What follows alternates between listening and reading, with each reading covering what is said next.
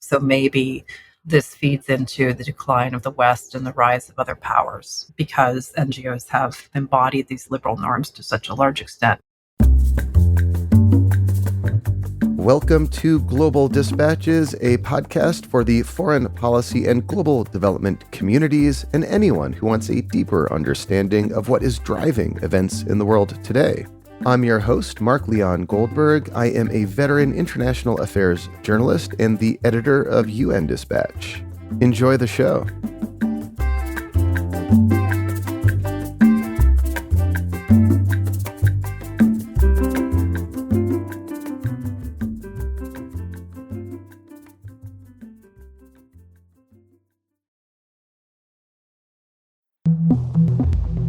Back in 1997, Jessica Matthews penned a piece for Foreign Affairs called Power Shift, which documented and defined the rise of international civil society, particularly NGOs, as dominant players in international affairs and foreign policy. It's hard to overstate how influential this piece was at the time, and really for decades afterward. When I interviewed her for an episode of the Global Dispatches podcast about 10 years ago, I used a boomer music analogy to make the point. It's like Velvet Underground's debut album or Sgt. Pepper's by the Beatles. It both captured and defined the zeitgeist of the post-Cold War era, in which power was shifting away from nation states and towards non-state actors like NGOs. At a time when the contours of the post-Cold War world were still taking shape, her piece really reframed how scholars and policymakers understood influence amid rapid globalization and the advent of the internet and the proliferation of technological changes. Again, it was a big deal. Fast forward to 2025, and a new Foreign Affairs article makes a stark rebuttal to the optimism embedded in that, quote, power shift era. In a forceful new essay, scholars Sarah Bush and Jennifer Hadden deliver a sobering verdict. The age of the NGO is over. The power once ceded to civil society has come roaring back to the state, and this time the state is not letting go. The influence of NGOs today is a fragment of what it was just a few decades ago. Joining me to discuss her article and research is Jennifer Hadden, Associate Professor in the Watson School of International and Public Affairs in the Department of Political Science at Brown University. We kick off discussing why the 1990s were such a heyday for NGOs, and then have a long conversation about what led to their decline in influence and what a diminished NGO sector means for international affairs and foreign policy. I posted a link to this article in the show notes of this episode. I really strongly encourage anyone to read it. It really is a scene setter in many, many ways. As always, if you have suggestions of people I should interview, topics I should cover, or want to get in touch with me, go to globaldispatches.org and send me an email. I appreciate hearing from you. Now, here is my conversation with Jennifer Hadden of Brown University.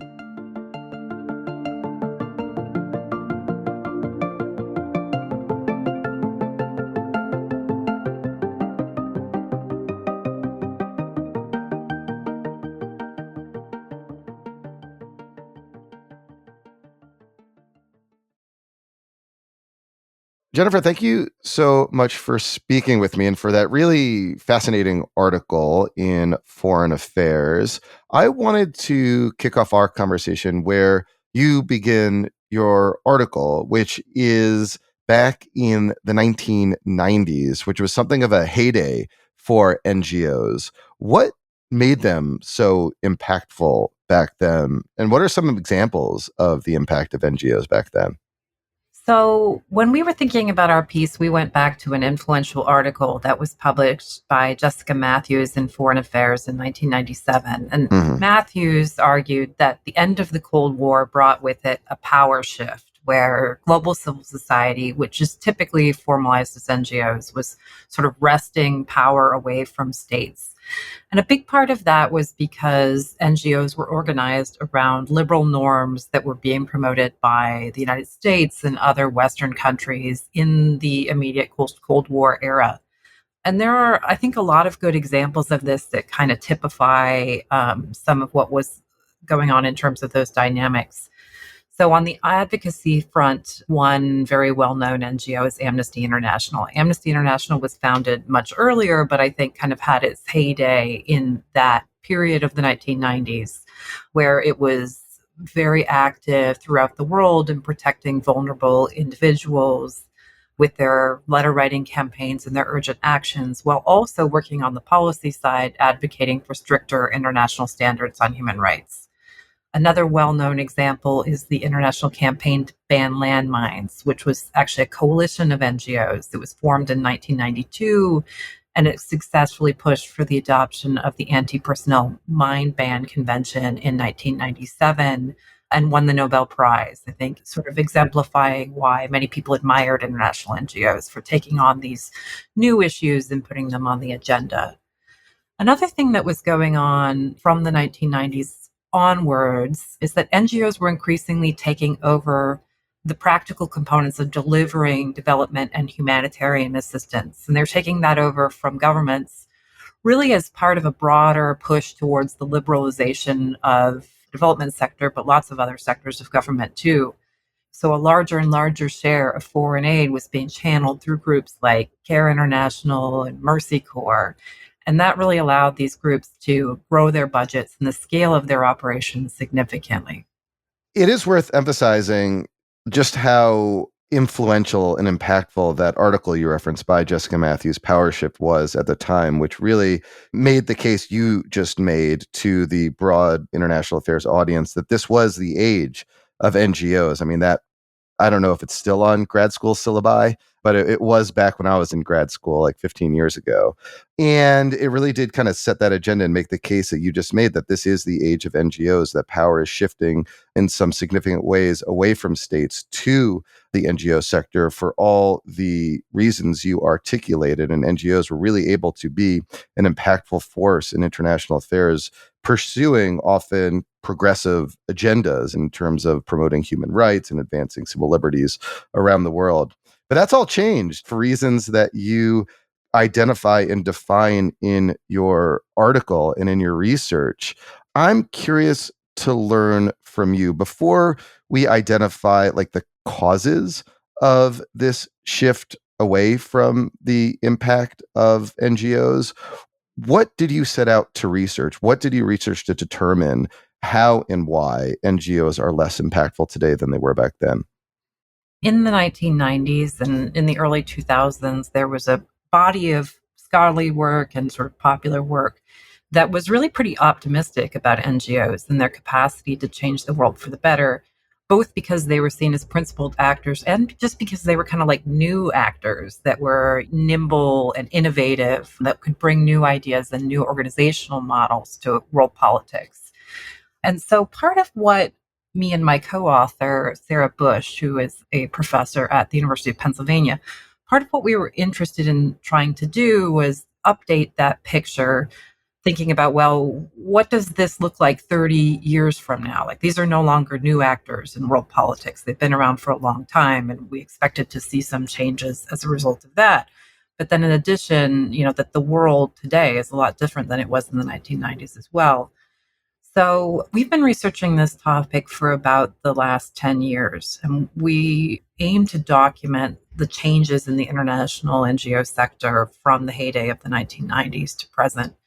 We did this using a bunch of different research methods and different sources. The main ones I would highlight is that we collected information from organizational directories and tax records, trying to look quantitatively at trends in NGO foundings, closures, and their budgets over time. But then we also talked to senior staff in the NGO field to a large extent. We did a big survey of NGO staff, we did focus groups, and we did about 50 qualitative NGOs with leaders. What did you find? We identified some what we think are really important trends that people who work in this area should be cognizant of. So the first is that relatively few new NGOs are being founded. And this has been true really since the mid 2000s. So the NGO sector grew enormously in the 1990s. Between 1990 and 2000, thousands of new groups were created. The population grew by about 42%. But between 2010 and 2020, the population grew by only 5%, with some years actually seeing the population contract. And at the same time, the probability of an NGO failing increased during that time period pretty dramatically. When we talked to practitioners in interviews, they kept really telling us the same thing. You know, the population of international NGOs is saturated. There's a lot of competition amongst groups. This is simply not a growth industry anymore. It's very hard for people with new ideas to enter, that this is not something that's very easy to do. A lot of our research was focused on the United States because we have unusually good data in the United States on nonprofits from tax records. But I think that these trends are also true in other countries based on looking at directories that track NGOs across the world. We see very similar trends in the UK, in France, in Germany, Belgium, Canada, etc. So we have reason to believe that this trend of decreased founding is global.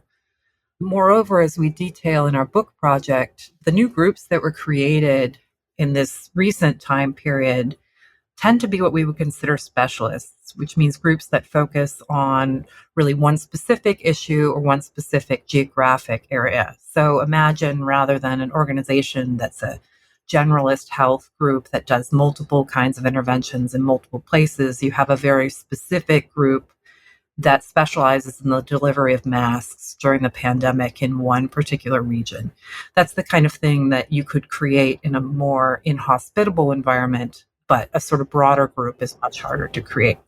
So what caused this? Why, broadly speaking, is the environment today inhospitable to NGOs, or at the very least, far more inhospitable to NGOs than it was decades ago? So I think there are three really important factors to keep in mind that have changed the way that NGOs are able to operate in world politics. The first is that I think the discourse on NGOs has shifted, and from what we can tell, public opinion on NGOs has shifted, and this reflects a mounting criticism. So, in the golden age, NGOs were distinguished from firms and governments by their commitment to principled activity and their nonprofit character, which means basically they don't distribute profits to shareholders, they spend them on activities. But now NGOs are often criticized, and I'll focus on criticisms that are coming from the right because I think that's the most politically consequential right now. They're often criticized for being opaque and corrupt. On the official last day of USAID, Secretary Rubio said, beyond creating a globe-spanning NGO industrial complex at taxpayer expense, USAID has little to show since the end of Cold War. The only ones living well were the executives of the countless NGOs, while those they purported to help fell further behind, right? So this is a remarkable change from how NGOs were described in an earlier time period. For example, Colin Powell once famously and honestly controversially called NGOs a force multiplier for the United States. Like they were seen as something that was supportive of US foreign policy, right? And the discourse on this has dramatically shifted. Honestly, you know, in the last 6 months, this has become very prominent since the Trump administration has come to power in the United States. The second thing I think that I would highlight is that scrutiny and restrictions on NGOs is rising globally. The prototype for such restrictions originates in Russia, where President Vladimir Putin pushed through a law in 2006 to impose restrictions on NGOs. And this was really motivated by his concern that Western-aligned NGOs had orchestrated the color revolutions. But those types of restrictions have since spread globally to all sorts of other countries as well. It is remarkable, I should say, how far that Putin had the kernel of idea of castigating NGOs as agents of foreign influence, then imposing laws that would make them register as foreign agents if they received foreign money. But that idea has been replicated in so many countries around the world, from democracies like India to places like Ethiopia or Hungary. It's wild how that idea has spread so far and so, frankly, effectively as well, at the expense of the ability of NGOs to do their work.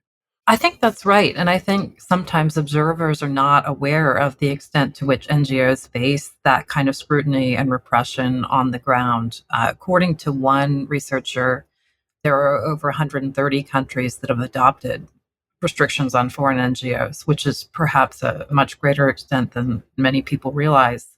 And it obviously just makes it much harder to work on issues like human rights or gender or anti-corruption, et cetera. Many, many issues are just harder to work on because of this.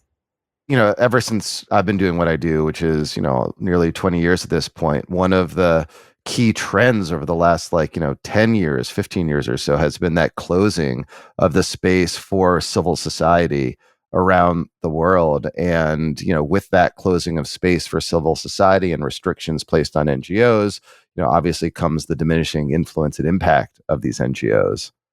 Yes, I think that's right. A good example that you already mentioned comes from India, where Greenpeace India has been really hampered in its ability to organize communities in protesting pollution and coal mining, just due to really continued targeting by the government, partially through these foreign agent laws and other kinds of restrictions.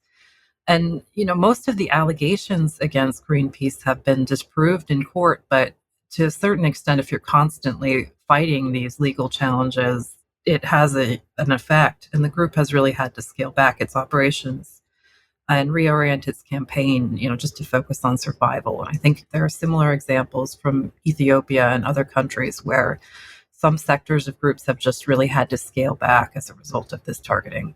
So, what was the third reason you were going to cite? So the third factor is simply related to the shrinking of foreign aid budgets. And here I really fear the worst is yet to come for the NGO sector. So overseas development assistance did grow in the early 2020s, but last year it fell by more than 7%. And many countries, including obviously the United States, but also Germany, the United Kingdom, and France, are likely to cut budgets much more steeply next year as a result of many factors. Some of it is related to weak post-COVID recovery. Some of it is decreased fiscal space. Some of it is also related to other priorities like increased defense spending, more spending on domestic migration assistance, these sorts of things. But this is likely to be pretty consequential for international NGOs. The thing is that I think this interacts with the second explanation that we were just discussing about scrutiny and restrictions on NGOs, because in a lot of cases, non-democratic governments have tolerated NGOs because they have money and they use that money to provide important services. Yeah, like they do the services that governments can't. Right. And so, it's like, well, we don't really like having these critics within our borders, but we like having assistance for health and for development projects and these sorts of things. But if Western governments are increasingly scaling back on foreign aid and NGOs don't have that kind of assistance, I think it's also going to expose them to more potential restrictions and repression. And so I think that those two things, can potentially interact in a very negative way. So, taking all of these kind of forces that you describe that are combining at this moment in history to reduce the impact or effectiveness of NGOs, even provocatively spark the end of the NGO era or NGOs as we know it. I'm curious to learn from you, what does the world look like without NGOs? How is the world different in a world in which NGOs are a shell of what they once was, if they exist at all, than it is today? Right. And it's such an interesting question. And it's an open question that we're all going to observe in the upcoming years. First, in some ways, these developments can enhance the power of the state. So a state that doesn't have human rights monitors can better control information. It can better suppress dissent, etc. A state that bans environmental NGOs can pollute more freely or allow its corporate buddies to do so. And this all feeds into a bigger trend in the decline of liberal norms. So maybe this feeds into the decline of the West and the rise of other powers because NGOs have embodied these liberal norms to such a large extent. Not to say that there aren't conservative NGOs, but the trend has been more, I think, in the liberal direction. But it could also be the case that in some areas, it's not that states are taking power back from NGOs, but that they're simply ceding that power and NGOs are unable to provide the way that they once were. And this is, a real concern. So if states are walking away from development and humanitarian assistance, will NGOs be able to raise money in a different way, or will those needs simply go unmet? And this is a really critical question. So I think private sector and philanthropy can certainly step up, and there's interest in that, and some really have. But ultimately, they don't match the resources that states have had in the past. So NGOs may experiment with new funding models. Some have been looking into social enterprise, for example, as being maybe a more sustainable way of keeping these kinds of service provision activities going. But realistically, I think they may need to become even leaner than they have been. I think we'll see probably some NGOs merging together to try to survive these tough times. And, some will probably fail as well. I think that when we think about the combining forces against them, we'll probably see the population of NGOs contract as a result. It's fascinating to me that as you describe it, or as I interpret what you're saying, that the kind of demise of NGOs is at once a consequence of and a contributing factor to the decline of liberal norms around the world and of, say, democratic backsliding around the world. It's both like the canary in the coal mine, but also part of the cause. I mean, one of the things that we have written about is how, there may be alternatives to NGOs, to the services that NGOs have provided before. So we talked before about how NGOs can be vulnerable to repressive governments if they don't have funding to provide.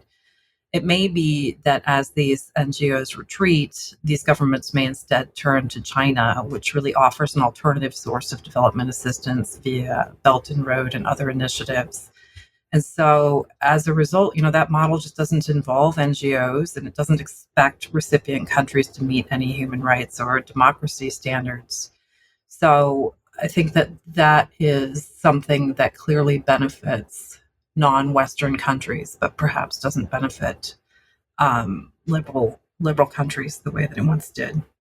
So I found your article just so fascinating. And again, as a response to that hugely influential article in the late 1990s by Jessica Matthew, it just offers like a corrective nearly 30 years later. I really appreciate you saying that. I think that the post-Cold War power shift, it really generated a lot of optimism. And I don't want to underestimate all of the good things that NGOs have done and all of the positive activities that they've undertaken. But at the same time, I think it's helpful to be clear-eyed about the ways in which the sector is changing, hopefully to empower NGOs to respond appropriately. Jennifer, thank you so much for your time. This was great. I'll post a link to the article in the show notes of this episode. Thanks, Mark. I really appreciate your interest.